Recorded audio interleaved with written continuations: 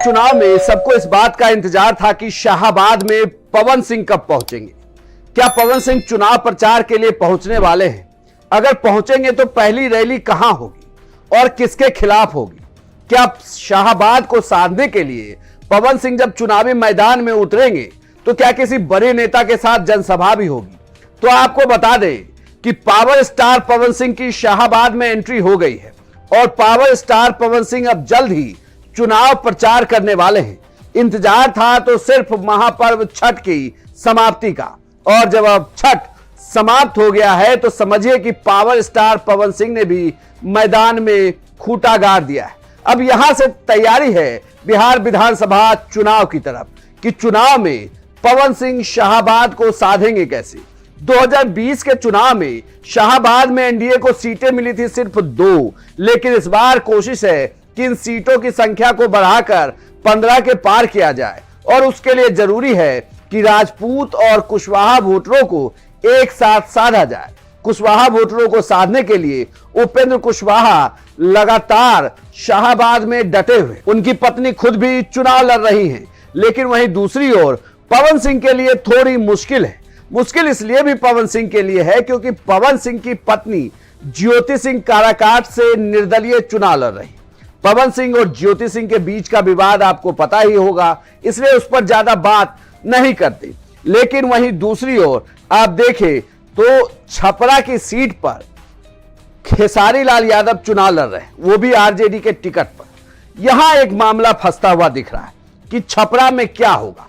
छपरा लालू यादव का गढ़ रहा है, हालांकि बीजेपी विधानसभा में उस सीट पर लगातार कब्जा करती दिखी है। अब जब खेसारी लाल यादव वहां चुनाव के लिए आए हैं तो यह कहा जा रहा है कि इस बार अब मुश्किल होगी बीजेपी को उस सीट को निकालने के लिए, क्योंकि वहां पर बागी भी जो है वो भी बीजेपी की नाक में दम कर रहे हैं। लेकिन जैसे ही अब पवन सिंह की एंट्री होगी तो समझिए कि खेल पलटेगा। खेल इतना ही नहीं है कि शाहाबाद में पवन सिंह की एंट्री का प्रभाव आसपास के तमाम विधानसभा पर भी पड़ने जा रहा है। तो क्या यह माना जाए कि पवन सिंह की एंट्री हो रही है?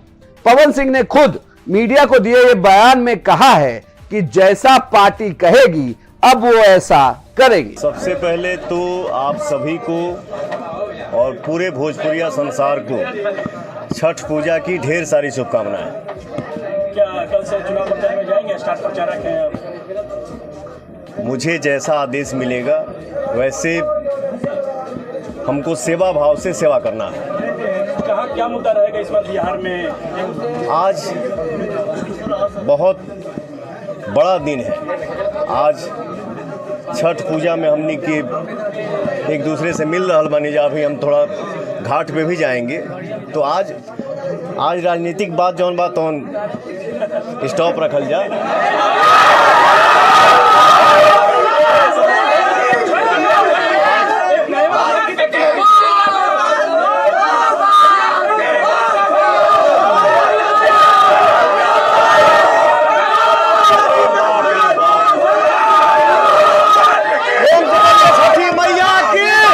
पवन सिंह की बातों से तो यह साफ हो गया है कि जब शाहाबाद में आ गए हैं तो यहां से चुनाव तक तो डटे ही रहेंगे। लेकिन पवन सिंह को बीजेपी ने स्टार प्रचारक बनाया है, तो सिर्फ ये मत जानिए कि शाहाबाद में आए और प्रचार किया और बात खत्म हो गई।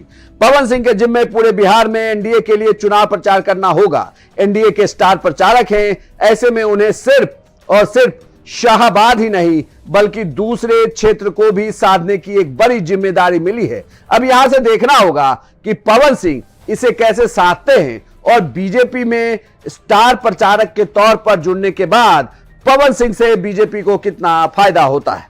आपको यह जानकारी कैसी लगी हमें कमेंट बॉक्स में लिखकर जरूर बताएं, और बिहार की तमाम खबरों के लिए आप देखते रहिए सिर्फ बिहार तक। और जाते जाते आपको छोड़ जाते हैं हम ज्योति सिंह के इंटरव्यू के साथ, जो पवन सिंह की पत्नी है और निर्दलीय काराकाट से चुनाव लड़ रही है।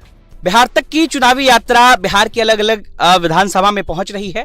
आज हम काराकाट पहुंचे हैं। काराकाट बिहार की हॉट सीट बन गई है। हमारे साथ बिहार तक के चुनावी रथ में मौजूद हैं ज्योति सिंह, जो कि निर्दलीय चुनावी मैदान में मौजूद हैं। ज्योति जी, सबसे पहले तो आपका बहुत बहुत शुक्रिया कि आप बिहार तक के चुनावी रथ में बैठी, आप समय दे रही हैं। जी बहुत बहुत धन्यवाद। और जितने भी लोग आपके चैनल के माध्यम से मुझे देख रहे हैं उन सभी को मेरा प्रणाम है। ज्योति जी, चुनावी मैदान में आप उतर गई हैं। कुछ दिन पहले तक आपने कई बार जो है आपने ऐलान किया था कि चुनावी मैदान में उतरूं कि नहीं उतरूं, उतरूं कि नहीं उतरूं। आपके मन में असमंजस चल रहा था। आखिरकार चुनावी मैदान में उतरने का आपने निर्णय क्यों लिया? जी देखिए, मैं क्षेत्र में जब आई थी तो मैंने पहले ही बोला था, शुरू में ऐसा इंटेंशन नहीं था कि मुझे चुनाव लड़ना है या फिर जो भी चीज़ें थी। लेकिन धीरे धीरे जब समाज के बीच में मैं रहने लगी तो चूँकि हमारे पास भी ऐसा नहीं है कि अब जो मेरी पर्सनल लाइफ है वो सारी चीज़ें मीडिया में है, ना आपसे छुपी है ना हमसे छुपी है। तो अगर शायद मेरे बच्चे भी होते तो मैं उसमें इंगेज होती। मैं धीरे धीरे खुद इतनी सारी चीज़ों को लेके बहुत ज़्यादा परेशान हो रही थी। फिर जब लोकसभा चुनाव के बाद मैं यहाँ पे आई, लोगों से मिलना जुलना चालू किया, तो देखिए लोगों से जब मिलना जुलना चालू किया तो मुझे लोगों से मिल के ये समझ में आया कि मैं अपना रोना बैठ के रोती हूँ। असल में बाहर निकलिए तो फिर देखिए आप लोगों को कितनी तकलीफ है। तो मुझे अपनी तकलीफ धीरे धीरे कम लगने लगी और मैं लोगों से जुड़ने लगी। तो फिर मुझे और फिर शुरू में लोग यहाँ की जनता भी मतलब बोलना स्टार्ट की कि भाभी आप लड़िए लड़िए लड़िए। तो यहाँ की जनता के आदेश से और आदेश से यहाँ पे मैं लोकसभा चुनाव में और विधानसभा चुनाव में आपके लिए कितना अंतर है? क्योंकि लोकसभा चुनाव में भी आप इस क्षेत्र में घूमी थी, लोकसभा का क्षेत्र था तब आप पवन जी के लिए घूमी थी, अब आप अपने लिए घूम रही हैं। जब लोग मिलते हैं तो कितना अलग लगता है?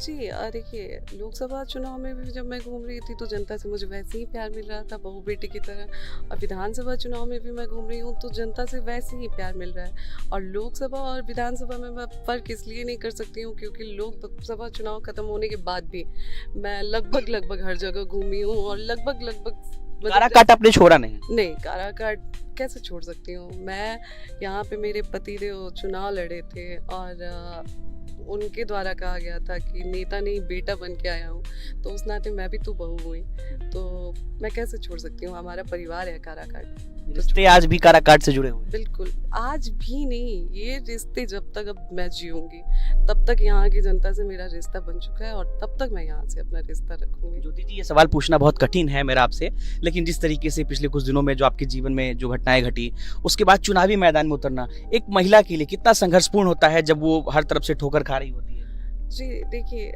दो रास्ते होते हैं, डिपेंड करता है कि आप चुनते क्या हैं। हार मान के बैठ जाना और एक मजबूती से लड़ना कि हम नहीं।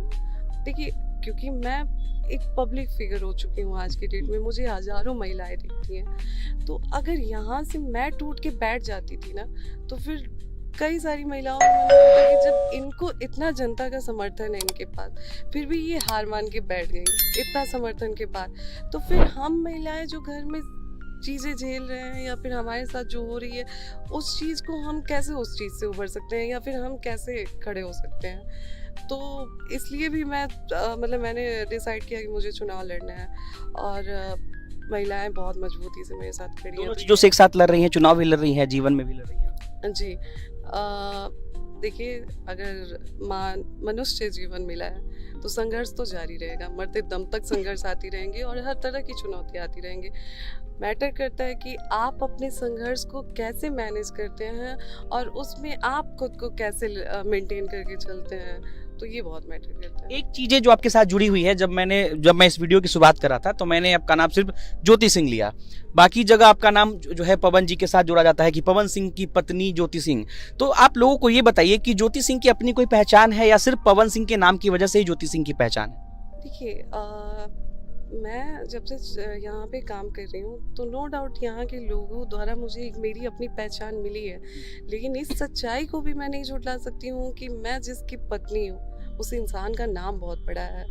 तो उनका नाम बहुत बड़ा है तो बिल्कुल मैं पवन जी के नाम से ही जानी जाती हूँ, क्योंकि पवन जी की पत्नी होना अपने आप में सौभाग्य की बात है। तो पवन जी का नाम जुड़ने की वजह से देखिए, हमारी जैसी हजारों ज्योति हैं जिन्हें कोई नहीं जानता है। तो मैं ज्योति आज ज्योति बनी हूँ तो पवन जी की वजह से बनी हूँ, पवन जी के नाम की वजह से बनी हूँ, पवन जी से शादी हुई इस वजह से बनी हूँ। तो अभी फ़िलहाल तो मैं ऐसा कुछ नहीं कहूँगी कि अभी फ़िलहाल मेरी पहचान है।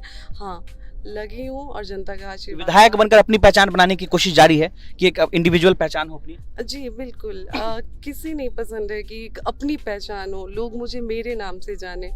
तो बिल्कुल है, एक कोशिश है, और बाकी यहाँ का जनता का इतना प्यार और आशीर्वाद मिला है कि एक अलग पहचान मैंने पाया है यहाँ। पवन सिंह जी से आज भी उतना ही प्रेम करती हैं जितना पहले करती हैं? जी देखिए, पवन जी से पता नहीं लोग किस तरह से देखते हैं, किस उससे देखते हैं, जबकि सच्चाई मैं आपको बता रही हूँ कि मैं पवन जी से लड़ ही रही हूँ पवन जी के लिए, लेकिन लोग पता नहीं क्यों।